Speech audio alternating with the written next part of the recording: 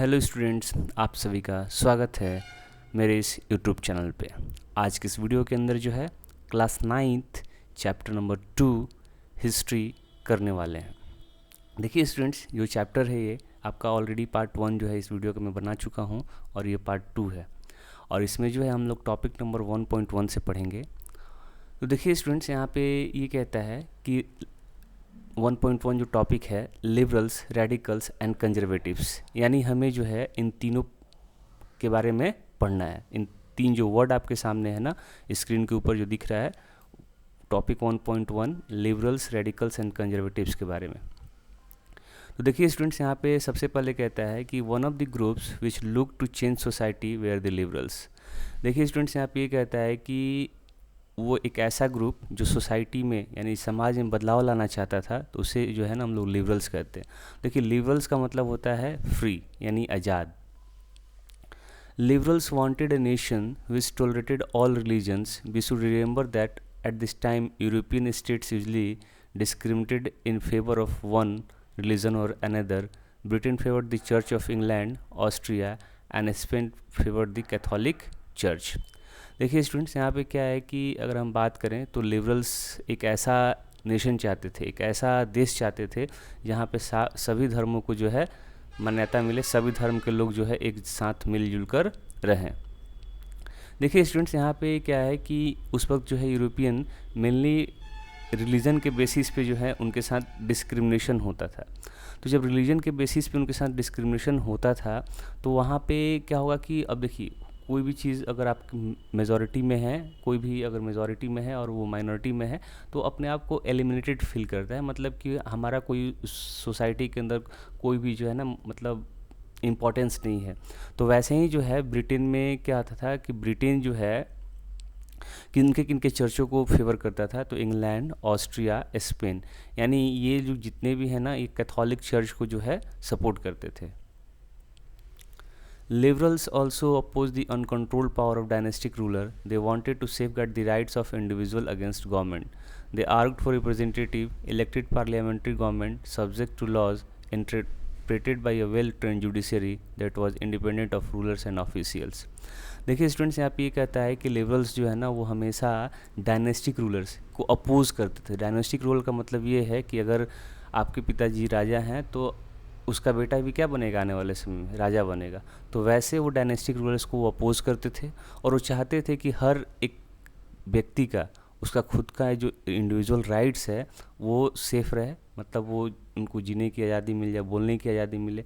हमारे लिए क्या है, यही सब सारा राइट्स जो है हमें बेसिक राइट्स है, तो यही सब चीज़ चाहिए होता है। अब देखिए स्टूडेंट्स, यहाँ पे उन्होंने ये भी कहा कि हमें जो है ना रिप्रेजेंटेटिव और इलेक्टेड पार्लियामेंट्री गवर्नमेंट चाहिए, यानी सरकार जो बननी चाहिए वो लोगों के द्वारा चुनकर बननी चाहिए और जुडिशियरी ऐसी होनी चाहिए जो कि इंडिपेंडेंट होनी चाहिए, मतलब किसी के दबाव में आके कोई फैसला न ले।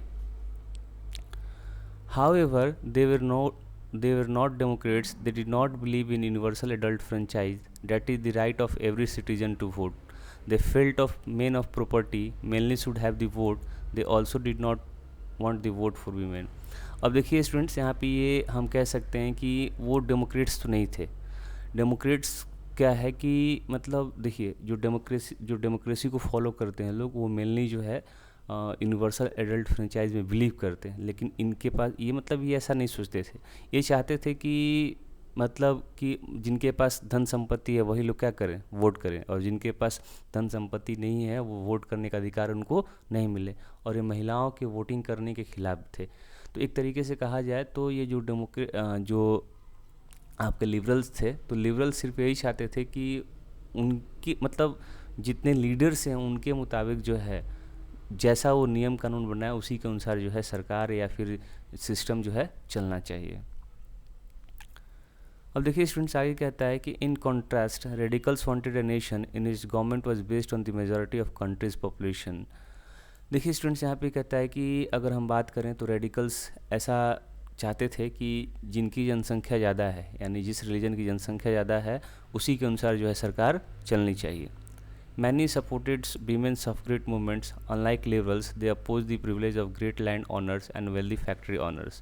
They were not against the existence of private property but dislike concentration of property in the hands of few. देखिए स्टूडेंट्स, यहाँ पे ये कहता है कि इसमें जो रेडिकल्स लोग थे, रेडिकल्स लोग ये भी चाहते थे कि महिलाओं को भी वोटिंग का अधिकार मिलना चाहिए। देखिए ये लिबरल्स की तरह जो है ना, वो जो लैंड ऑनर्स, जो वेल्दी फैक्ट्री ऑनर्स थे, जिनके पास धन संपत्ति ज़्यादा थे, तो ये उनके खिलाफ भी थे कि उनको इतना प्रिविलेज मिलता है, उतना प्रिविलेजेस नहीं मिलना चाहिए।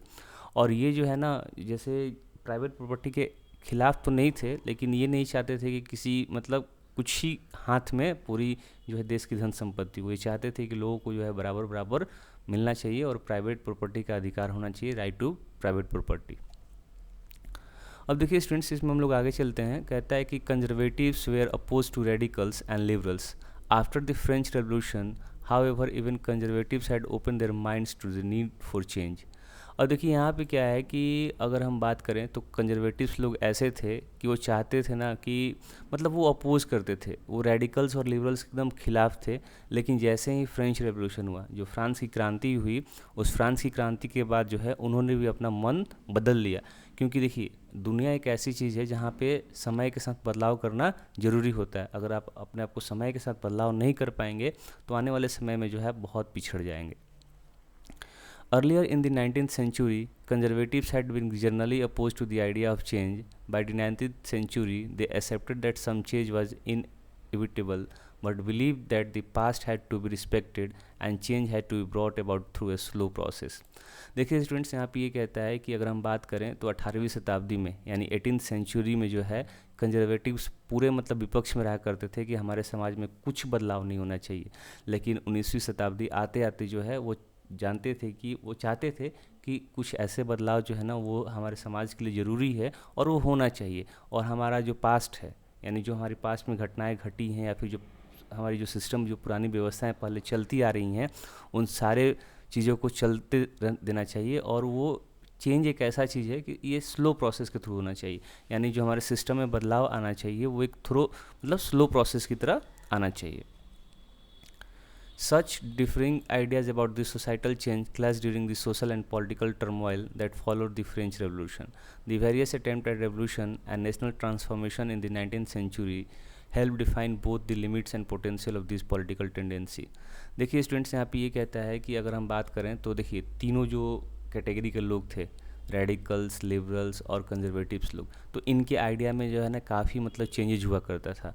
तो इसी कारण जो है वहाँ पे फ्रांस के अंदर जो है फ्रेंच रेवोल्यूशन बहुत बड़े लेवल पे हो गया। अब देखिए यहाँ पे क्या है कि जब हम लोग क्लास 9th में ही जो आपका फर्स्ट चैप्टर है फ्रेंच रेवोल्यूशन में, हमने पढ़ा था कि जो लुइस 16 के बाद जो है वहाँ पे जो राजा बना तो उसने भी जो है लोगों पे बहुत ही अत्याचार किया। तो उसने जो अत्याचार किया लोगों पे तो उनको पसंद नहीं आया, तो फिर इनको हटा के फिर दूसरा कोई आया, फिर वापस जो है आपका नेपोलियन बोनापार्ट भी बन गया। तो एक तरीके से कहा जाए तो वहाँ पे जो है ना बहुत ही पॉलिटिकल क्लास का मतलब क्या है कि अपने राजनीतिक अस्तित्व के लिए लोग जो है वहाँ पे आपस में ये तीनों लड़ते थे। लिबरल्स चाहते थे कि कंजर्वेटिव्स नहीं आए और कंजर्वेटिव और रेडिकल्स नहीं आए, रेडिकल चाहते थे कि ये दोनों नहीं आए। तो इनमें जो है ना हमेशा कुछ ना कुछ मतलब चलते आ रहा था। तो खैर ये तो चीज़ें मतलब उस वक्त की थी और समय के साथ जो है तीनों ने अपना जो है मन में बदलाव भी किया, अपने आइडियाज़ में बदलाव भी किया ताकि अपने आप को समाज के सामने, लोगों के सामने रख सकें। चलिए स्टूडेंट्स, हम लोग आगे एक और टॉपिक है, टॉपिक नंबर 1.2 है। इस टॉपिक का नाम है industrial society and social change. देखिए स्टूडेंट्स, यहाँ पे अगर हम बात करें तो टॉपिक का ये मतलब कहता है कि उस वक्त जो है ना पूरे यूरोप के अंदर इंडस्ट्रियों की संख्या बढ़ती जा रही थी। और देखिए जब शहरीकरण बढ़ेगा तो हमारे समाज में कुछ ना कुछ बदलाव ज़रूर आएगा, क्योंकि लोग जो है जब शहरों की तरफ शिफ्ट होते हैं तो उनके लाइफ का जो मतलब जो भी लाइफ कंफर्टेबल बन जाता है, उनके अंदर काफ़ी सारे बदलाव देखने के लिए मिलते हैं। तो इसी टॉपिक के अंदर जो है इन सारी चीज़ों को हमें पढ़ना है। These political trends were signs of a new time. It was a time of profound social and economic change.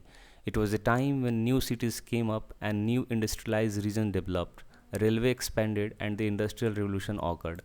देखिए स्टूडेंट्स, यहाँ पे क्या है कि अगर हम बात करें तो उस टाइम जो था ना, जो पॉलिटिकल ट्रेंड चल रहा था वो एक नया मतलब साइन दे रहा था कि आने वाले समय में बहुत कुछ होने वाला है।